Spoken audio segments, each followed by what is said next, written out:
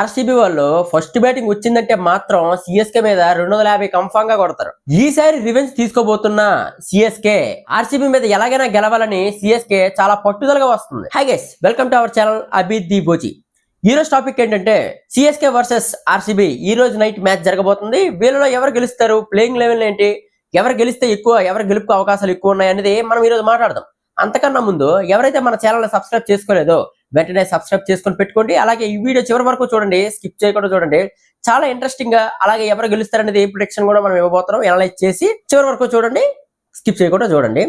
Topic లోకి వెళ్ళినట్టయితే ఈ రోజు ఫస్ట్లీ ఆర్సీబీ ఈ పిచ్ లో ఖచ్చితంగా టాస్ గెలవాల్సి ఉంటుంది. ఆర్సీబీ కాదు, సిఎస్కే కూడా ఖచ్చితంగా టాస్ అయితే ఫ్యాక్టర్ గా మారబోతుంది. ఎందుకంటే ఎవరైతే టాస్ గెలిచి ఫస్ట్ బౌలింగ్ ఎంచుకుంటారో వాళ్ళకి చేజింగ్ లో చాలా ఈజీ అవబోతుంది. ఎందుకంటే ఇది చెన్నైలో పిచ్ కాబట్టి డ్యూ వచ్చే అవకాశం ఉంటుంది. చాలా హాట్ కండిషన్స్ కాబట్టి డ్యూ వస్తుంది, ఖచ్చితంగా చేజింగ్ కి ఈజీ అవుతుంది. ఎవరు టాస్ గెలిచినా బౌలింగ్ అయితే ఎంచుకోవాలి ఈ పిచ్ లో. దీని తర్వాత ఆర్సీబీ అలాగే సిఎస్కే ప్లేయింగ్ లెవెల్ గురించి మాట్లాడదాం.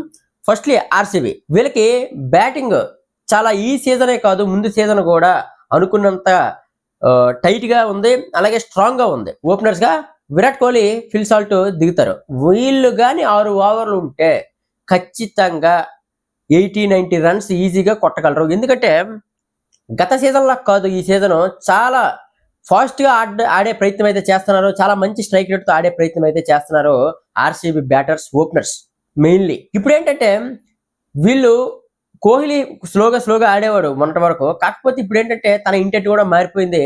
చాలా ఫాస్ట్ గా ఆడుతున్నాడు, మంచి స్ట్రైక్ రేట్ తో ఆడుతున్నాడు. మొన్న కూడా 65 రన్స్ ఇలాగా కొట్టడం జరిగింది.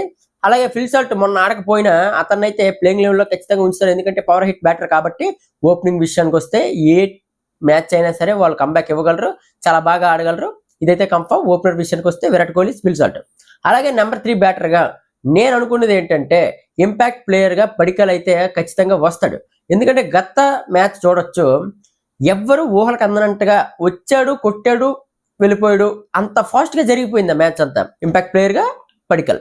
అలాగే నెంబర్ 4 కెప్టెన్ పటిదార్, రజత్ పటిదార్ అయితే వస్తాడు. ఎందుకంటే అతను కూడా స్లోగా ఆడే ప్రసక్తే లేదు, మేము ఫాస్ట్ గా ఆడతాం, మా స్టైలే ఇది, మా బ్యాటింగ్ స్టైలే ఇది అన్నట్టే ఖచ్చితంగా ఫాస్ట్ గా ఆడి తను కూడా స్కోర్ చేసి వెళ్ళిపోయాడు. దాని తర్వాత మనకి మెయిన్లీగా ఎక్కువ అంచనాలు ఉన్న ప్లేయర్ ఎవరైతే ఉన్నారో అతను ఎవరంటే కృణాల్ పాండ్యా. బౌలింగ్ లో రాణించగలడు, అలాగే బ్యాటింగ్ లో కూడా రాణించగలడు.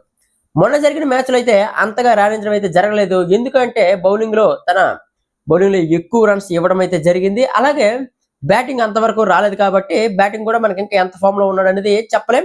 ఈ మ్యాచ్ జరిగిన తర్వాత మనం తన ప్లేస్ ఉంటుందా లేదా అనేది చెప్తాం. దీని తర్వాత జితేష్ శర్మ, ఇతను కూడా మొన్న మ్యాచ్ లో డక్అవుట్ అయితే అవడం జరిగింది. ఈ మ్యాచ్ లో కంబ్యాక్ ఇవ్వగలడు అనేది నమ్ముతాం. ఎందుకంటే అతను గత సీజన్ కూడా మెయిన్లీగా 2025 కప్పు గెలిచింది ఆర్సీబీ అంటే మెయిన్ కారణం జితేష్ శర్మ. చాలా క్రూషియల్ మ్యాచ్లు అయితే అతను ఆడాడు. గెలవాలి, ఈ మ్యాచ్ గెలిస్తే మనం ఫైనల్కి వెళ్తాం, ఈ మ్యాచ్ గెలిస్తే క్వాలిఫై అవుతాం అన్ని మ్యాచ్లు మాత్రం బాగా ఆడాడు. మిగతా మ్యాచ్లు పక్కన పెట్టండి, చాలా క్రూషియల్ మ్యాచ్లు, ఇంపార్టెంట్ మ్యాచ్లు ఆడేవాడే ప్లేయరు, చాలా బాగా ఆడాడు. ఇక్కడ వరకు బ్యాటింగ్ అయితే సూపర్.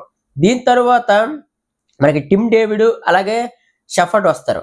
ఇక్కడ నేను అనుకున్నది ఏంటంటే మొన్న బౌలింగ్ విషయానికి వస్తే హ్యాజల్వుడ్ లేడు. ఈ మ్యాచ్ కి ఉన్నా సరే ఏం చేయాలంటే షఫర్డ్ ని పక్కన పెట్టి ఇక్కడ డెఫీని అలాగే రిటైన్ చేసుకుని ప్లేయింగ్ లెవెల్లో. దీని తర్వాత హ్యాజల్వుడ్ కూడా వస్తే మనకి బౌలింగ్ స్ట్రెంత్ ఉంటుంది, అలాగే బ్యాటింగ్ కూడా స్ట్రెంత్ ఉంటుంది. ఆర్సీబీకి మంచి గెలిచే అవకాశాలు ఉంటాయి. దీని తర్వాత సుయేష్ శర్మ స్పిన్ బౌలర్, చాలా బాగా వేసాడు. మొన్న కూడా చాలా యావరేజ్ గా బౌలింగ్ వేసాడు, వికెట్లు కూడా తీసాడు, చాలా గెలుపుకి కొంచెం సాయపడ్డాడు.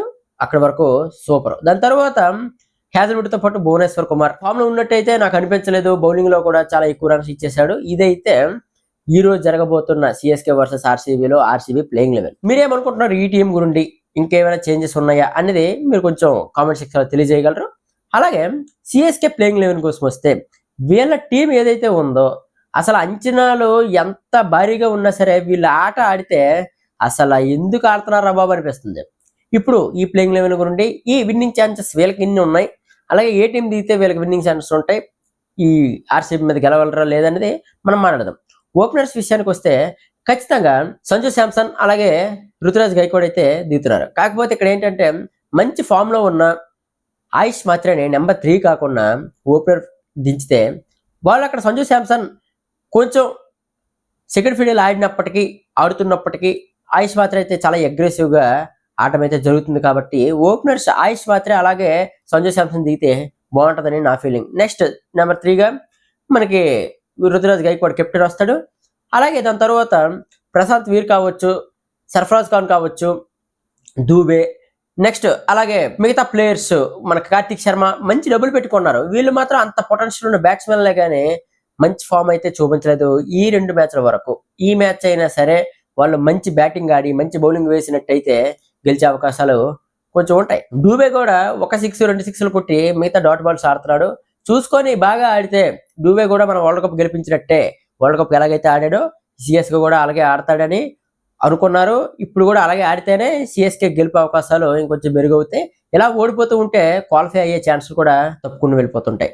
ఇది సిఎస్కే బ్యాటింగ్ లైనప్. బౌలింగ్ విషయానికి వస్తే మెయిన్లీగా వాళ్ళు చాలా ఎక్స్పెక్టేషన్స్ పెట్టుకొని ఎవరైతే బై చేశారో హెన్రీ చాలా రన్స్ అయితే ఇచ్చేస్తున్నాడు, వికెట్స్ తీస్తున్నాడు, కానీ రన్స్ అయితే ఇచ్చేస్తున్నాడు. వికెట్ తీసినప్పటికీ రన్స్ ఇచ్చడం వల్ల ఏంటంటే వాళ్ళకి గెలుస్తామా లేదా, ఇన్ని రన్స్ ఇచ్చేస్తే ఆ డైనమోలో పడిపోయి ఎక్కువ ప్రెజర్గా ఫీల్ అయ్యి రన్స్ అయితే కొట్టలేకపోతున్నారు, ఓడిపోతున్నారు. ఇప్పుడు దాని తర్వాత ఖలీల్ అహ్మద్ కూడా చాలా మంచి బౌలర్. పవర్ ప్లేలో ఒక సీజన్ మంచిగా వికెట్లు తీసి అందరికీ మంచిగా గెలిపించే అవకాశాలు ఉన్న బౌలర్ అతను కూడా ఈ సీజన్ ఫామ్ అయితే కోల్పోయాడు, ఎక్కువ రన్స్ ఇస్తున్నాడు.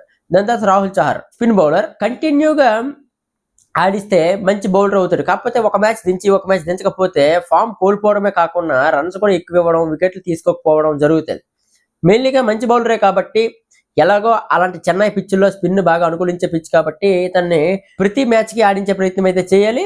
అప్పుడు మీకు ఫామ్కి వచ్చి మీకు వికెట్లు తీసే అవకాశం ఉంటుంది. దీని తర్వాత నూర్ అహ్మద్, ఇతను కూడా నాకు తెలిసి ది బెస్ట్ బౌలింగ్ ఏదైనా ఉంది, వాళ్ళ వల్ల వికెట్లు వస్తాయి అలాగే రన్స్ కంటైన్ అవుతాయి అంటే నూర్ అహ్మద్ వల్లే. ఇది సిఎస్కే తాలూకా ప్లేయింగ్ 11. ఈ 2 టీంలు ప్లేయింగ్ లెవెల్లో అనలైజ్ చేసి మీరు ఏ టీం గెలుస్తుంది అన్నదో మీరు కామెంట్ చేయాలి. మీరు ఏమనుకుంటున్నారు అనేది కామెంట్ చేయండి.